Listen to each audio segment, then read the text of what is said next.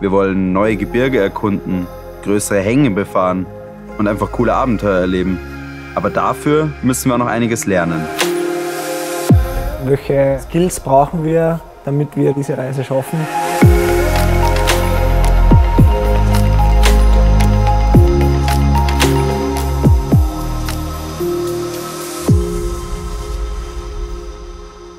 Ja, Wintercampen ist jetzt für unsere Gruppen oder generell für jeden eigentlich interessant.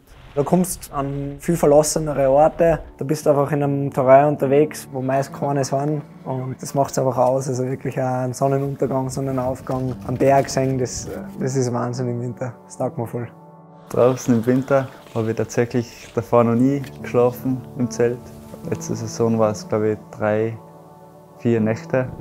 Und es ist einfach von jedem Mal hat man wieder was dazugelernt. Irgendwie ist das Kopfkissen noch nicht ganz ausgereift. Das weich hier oben. Beim ersten Mal war einfach noch alles unorganisiert. Das ist unser Raum. Mei, wir hatten das zusammengepackt. Ein Grundtipp ist einfach, mit möglichst wenig Sachen außer die Skischuhe im Schnee sein. Weil die Skischuhe, die saugen nicht auf, aber alles andere kann irgendwie nass werden. Gut, es werden morgen sicher extrem warm sein. Gute Nacht! Das ist immer schlimmer vorgestellt, köder vorgestellt.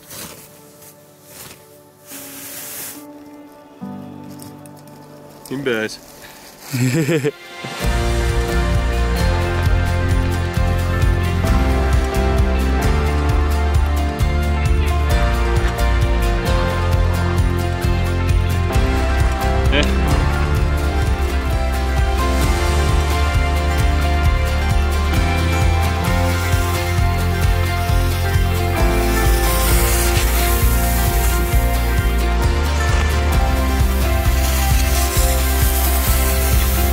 Grausig.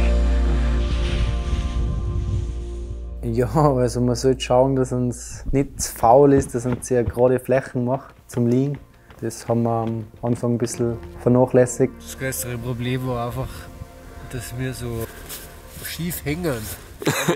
Voll schief zum meisten Kopf.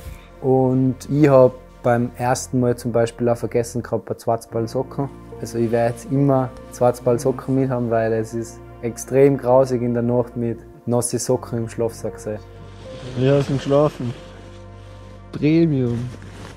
Na, Spaß beiseite, das hat nicht passt. Irgendwie so ein Schnee um.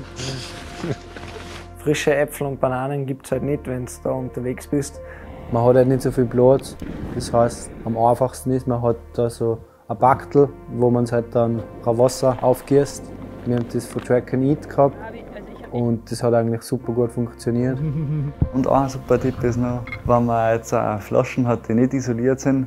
Das ist auf den ersten Blick vielleicht nicht so fein, aber wenn man sich das mit warmem Wasser umfüllt und dann in den Schlafsack reinlegt, dann ist der richtig warm, wenn man dann ins Bett geht.